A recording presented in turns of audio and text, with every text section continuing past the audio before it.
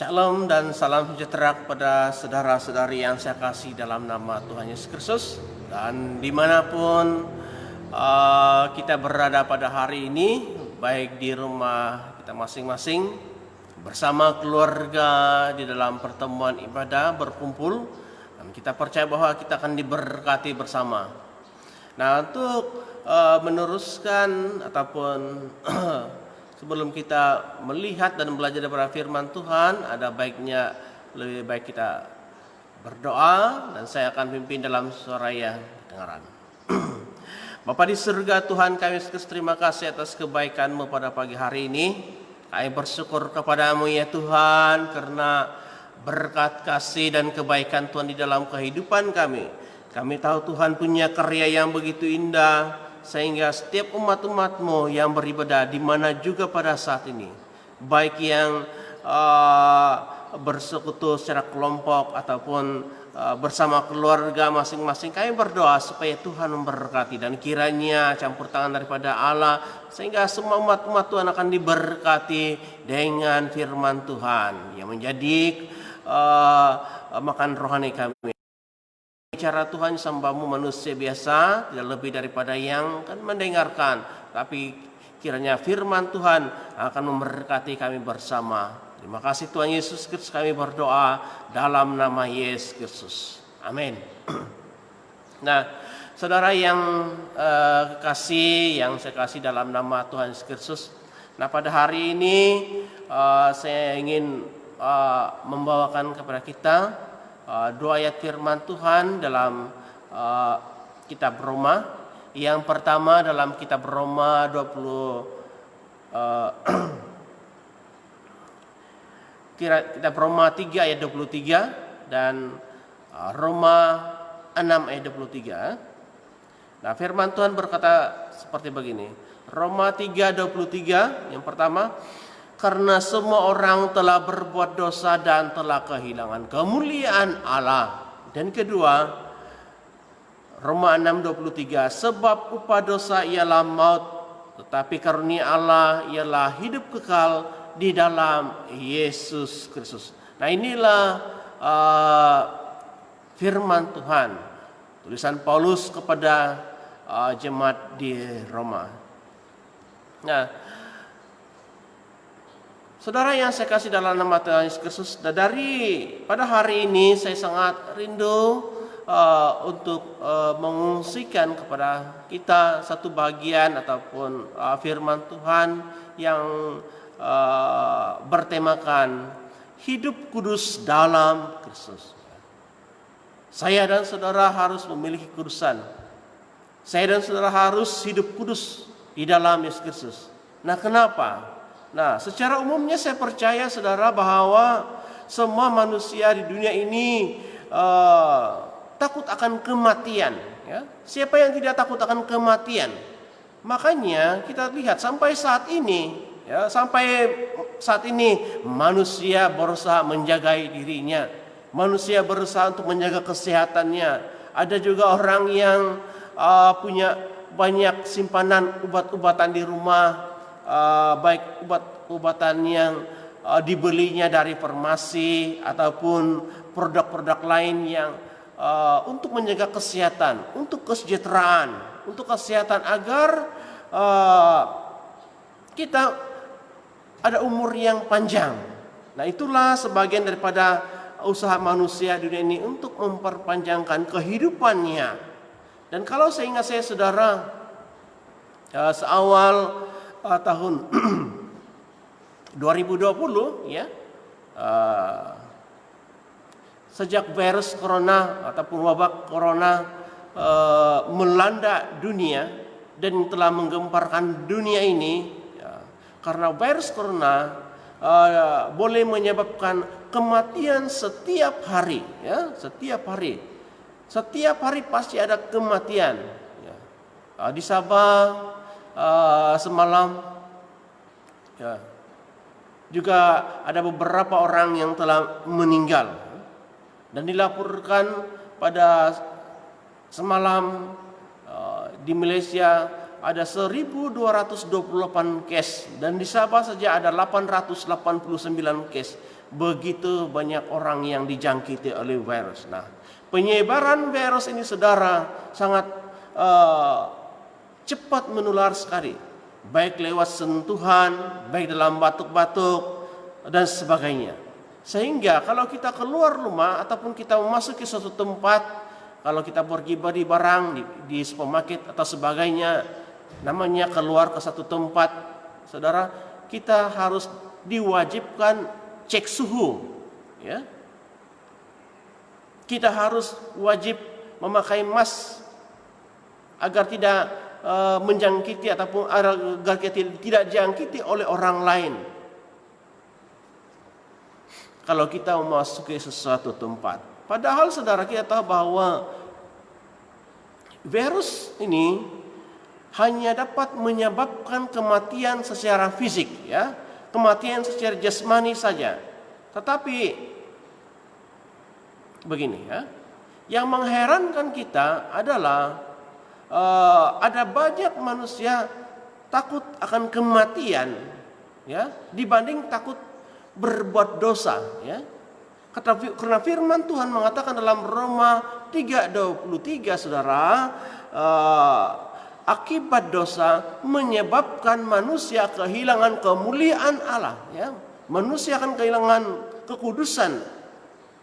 Dan Roma 6:23 juga berkata bahwa akibat dosa adalah maut, ya.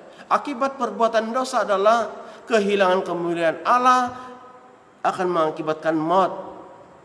Dalam pengertian lain kita tahu maut itu adalah, saudara, tidak dapat masuk surga ataupun mendapat kebinasaan di neraka. Ya. Oleh itu saudaraku yang saya kasih di dalam nama Tuhan Yesus Kristus, sepatutnya kita harus takut akan Allah. Sepatutnya kita harus takut berbuat kejahatan, takut berbuat dosa yang boleh mengakibatkan kita hilang kemuliaan Tuhan, hilang upah, yang sepatutnya kita akan terima suatu hari nanti. Makanya pada hari ini saudara kita mau belajar, ya, bagaimana cara untuk menghindarkan, ya, bagaimana untuk menghindarkan kita daripada kematian kekal yang membawa kepada kebinasaan kekal. Dan sepatutnya bagaimana seharusnya hidup kita sebagai umat Kristen, bagaimana seharusnya sikap kita sebagai umat-umat Tuhan, ya, di dalam kehidupan ini. Dan menurut ajaran firman Tuhan dan yang menjadi tema kita pada hari ini, saudara, saya dan saudara harus hidup kudus di dalam Yesus Kristus, ya. Nah, Alkitab mengatakan, kalau kita melihat firman Tuhan dalam Efesus 1 ayat yang keempat, saudara, sebelum dunia dijadikan, ya, sebelum dunia dijadikan, Allah telah memilih kita untuk memiliki hidup kudus dan tak bercacat di hadapannya. Nah, lihat di dalam Efesus 1:4 berkata, sebab di dalam Dia Allah telah memilih kita sebelum dunia dijadikan, supaya kita hidup kudus dan tak bercacat di hadapannya. Saudara, Tuhan telah memilih kita, ya, untuk satu rencana yang begitu indah, supaya kita hidup berkenan kepadanya, supaya kita hidup kudus dan tak bercacat di hadapannya. Lalu seterusnya, kalau kita ingin hidup dalam kekudusan, tidak boleh saudara hanya sebahagian, ya. Karena ada orang hidup sebahagian baik, ya, tetapi sebagian lagi dalam kejahatan. Tetapi saudara, hidup kudus itu adalah keseluruhan kehidupan kita harus hidup kudus dan berkenan kepada Tuhan. Di dalam seluruh hidupmu, sama seperti Dia yang memanggil kamu kudus. Kalau jelas dalam firman Tuhan dalam 1 Petrus, ya, 1 Petrus 1 ayat yang ke-15 berkata seperti begini. Tetapi hendaklah kamu menjadi kudus di dalam seluruh hidupmu, sama seperti Dia yang kudus yang telah memanggil. Saudara, kerinduan Tuhan, dan saya percaya kerinduan Allah dalam kehidupan kita, supaya kita hidup kudus. Karena Dia, Allah yang manggil kita adalah kudus. Jadi artinya orang Kristen harus hidup dalam kekudusan. Dalam semua bahagian, tidak boleh sebahagian. Dalam kehidupan manusia setiap hari, lepas hari, harus hidup dalam kekudusan.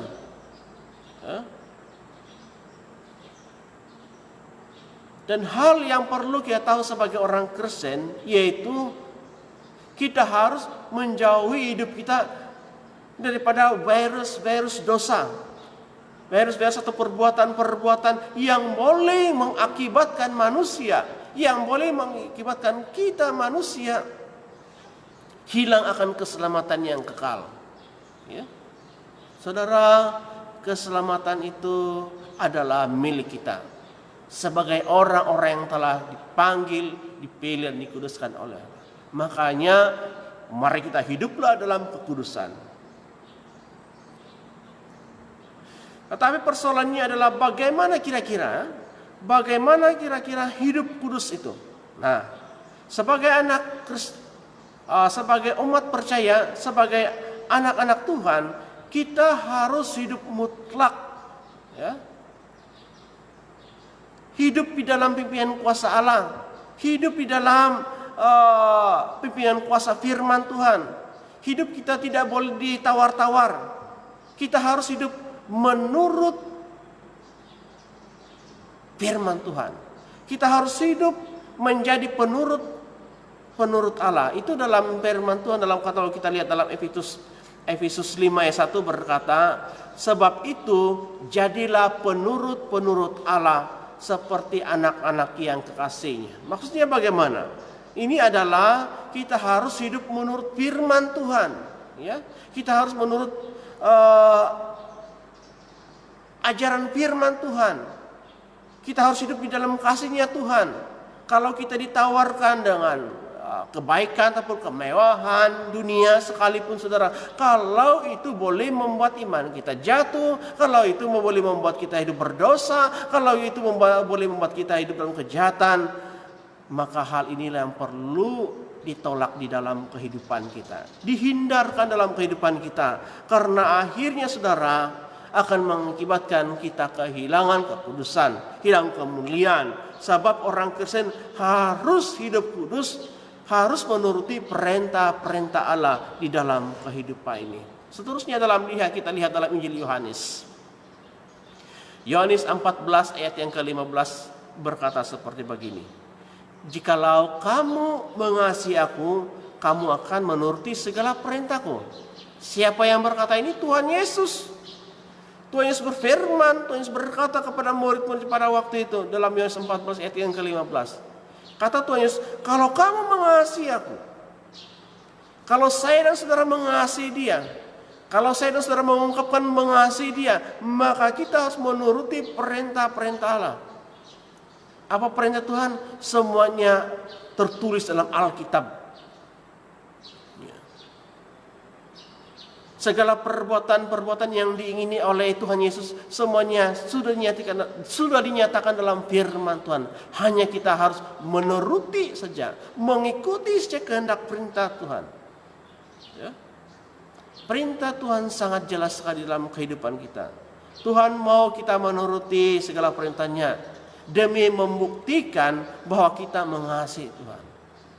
Apa gunanya, saudara, kalau kita ungkapkan, ya, saya mengasihi Tuhan, tetapi dalam hal lain kita jauh daripada menuruti kehendak Allah. Nah, demi untuk membuktikan bahwa engkau mengasihi Allah, turutilah perintah Tuhan. Lakukanlah seperti yang Tuhan inginkan di dalam kehidupan kita. Maka engkau akan hidup dalam kekudusan. Seterusnya, bagaimana cara? Bagaimana caranya supaya orang Kristen hidup di dalam kekudusan? Karena saya dan saudara harus hidup dalam kekudusan. Karena saya dan saudara tidak mau kehilangan kekudusan. Karena saya dan saudara tidak mau hilang upah keselamatan yang telah Tuhan janjikan. Jadi bagaimana cara orang Kristen supaya hidup kudus? Saudara, menurut Alkitab, hidup kudus itu tidaklah mudah. Sebab apa? Karena kalau kita ingin hidup dalam kekudusan, makanya kita harus menyangkal diri. Ya. Saya dan saudara harus menyangkal diri. Kita harus meninggalkan segala kebiasaan-kebiasaan hidup kita di masa-masa yang lalu. Saya percaya saudara punya keinginan sendiri. Ya. Kalau kita hidup dalam Kristus, kita harus meninggalkan keinginan-keinginan daging kita yang lalu. Ya. Pesta pora,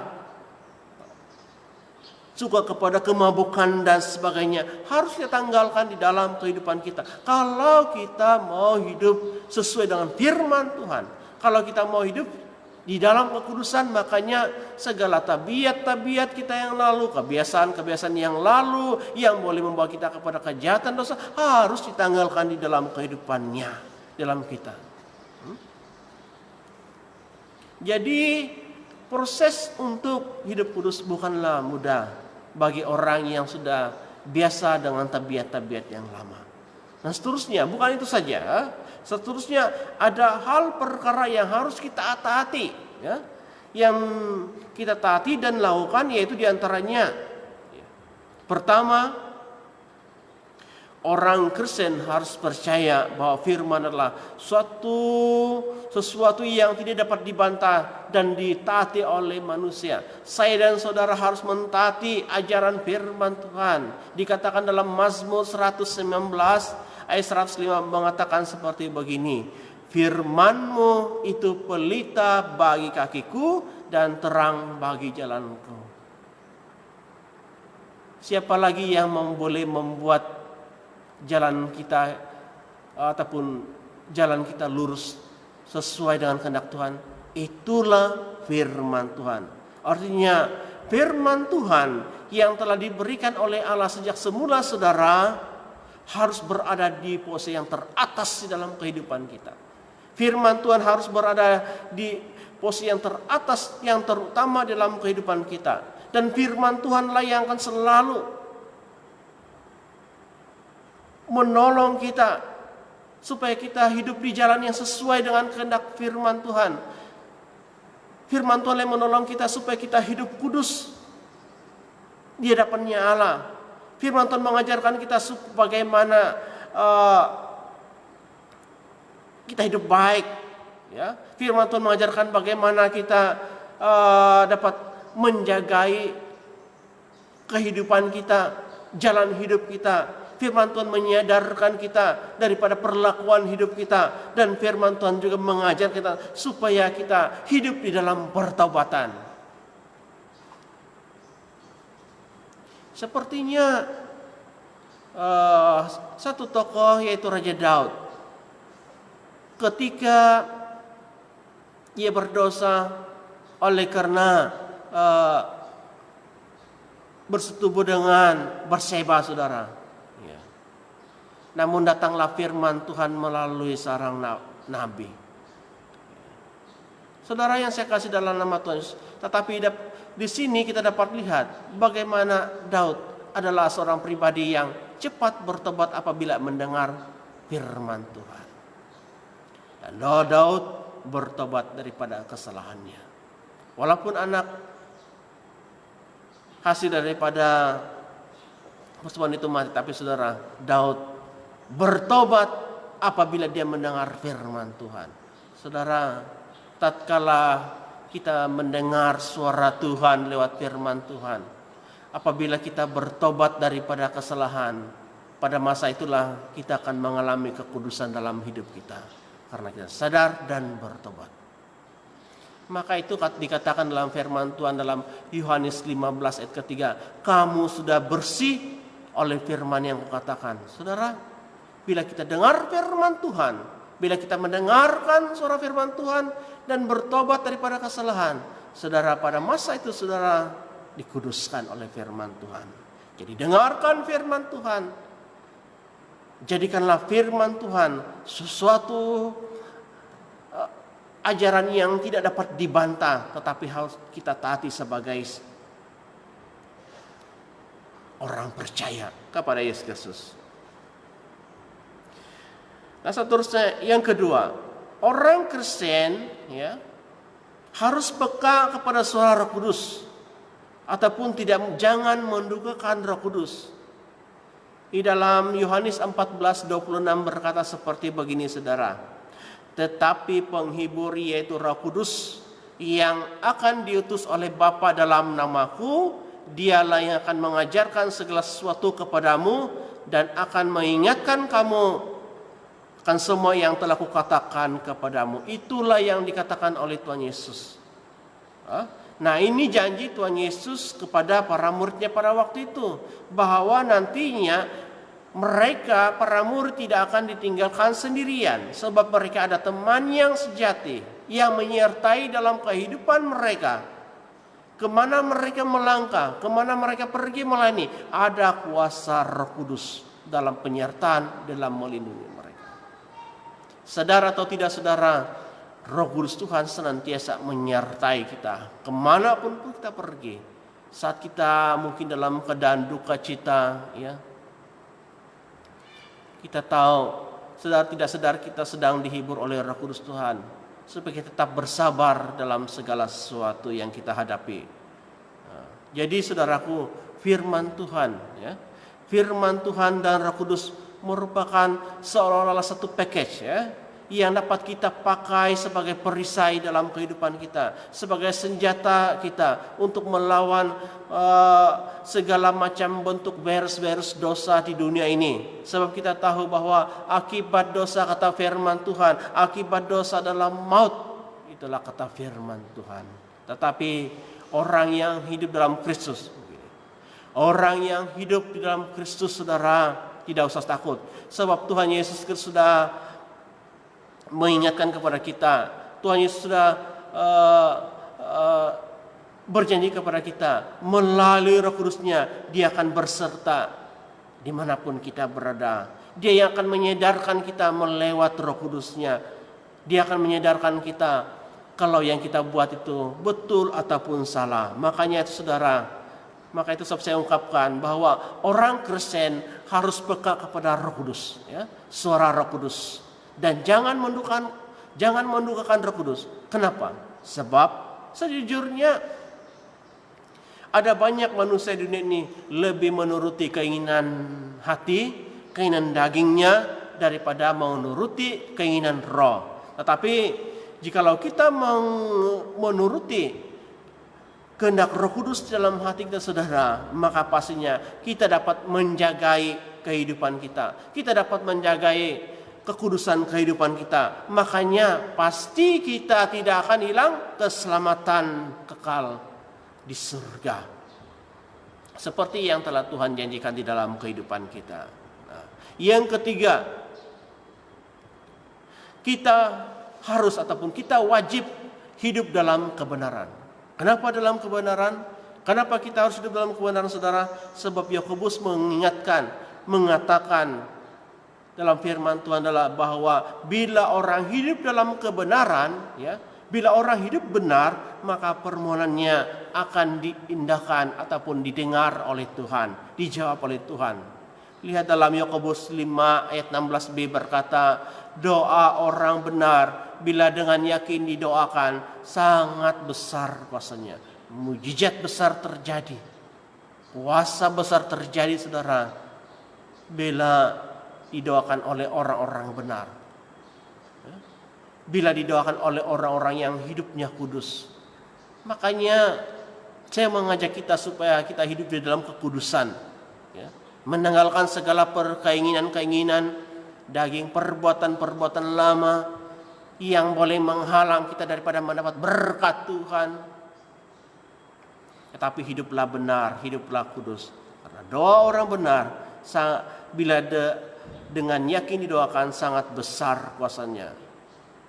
Satu bagian firman Tuhan lagi, 1 Petrus 3 ayat 12 berkata, saudara, sebab mata Tuhan tertuju kepada orang-orang benar dan telinganya kepada permohonan mereka yang minta tolong. Tetapi wajah Tuhan menentang orang-orang yang berbuat jahat. Saudara, dua bagian yang disentuh bagian ini. Tuhan mendengar dan menjawab doa orang benar, tapi Tuhan melihat, Tuhan menentang orang-orang yang berbuat kejahatan. Tuhan sendiri yang menentang orang buat kejahatan. Saudara, jauhilah kejahatan. Maka itu mari kita hidup berbuatlah benar. Jauhilah perbuatan jahat, jauhilah perbuatan-perbuatan yang salah dalam Alkitab.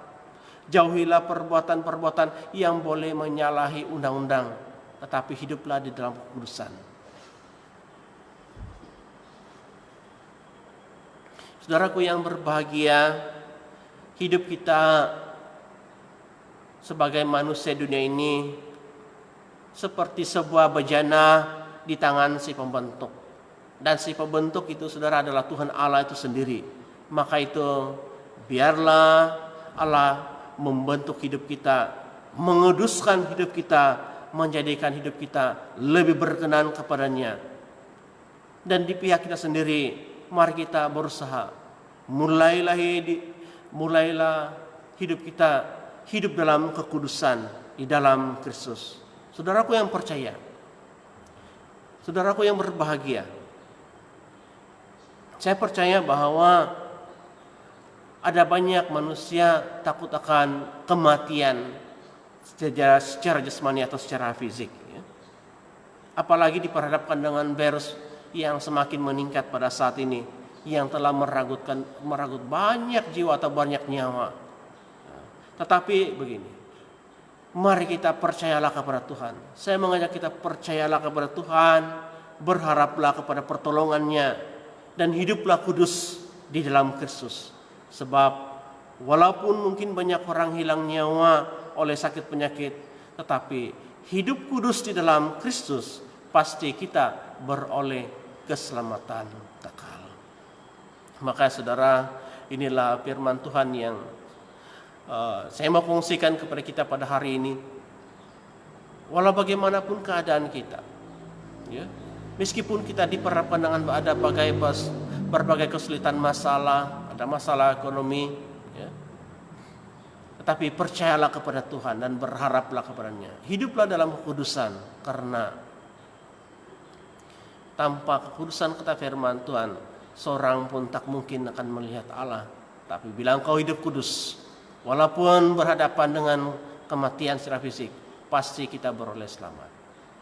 Dan inilah firman Tuhan, mari kita berdoa.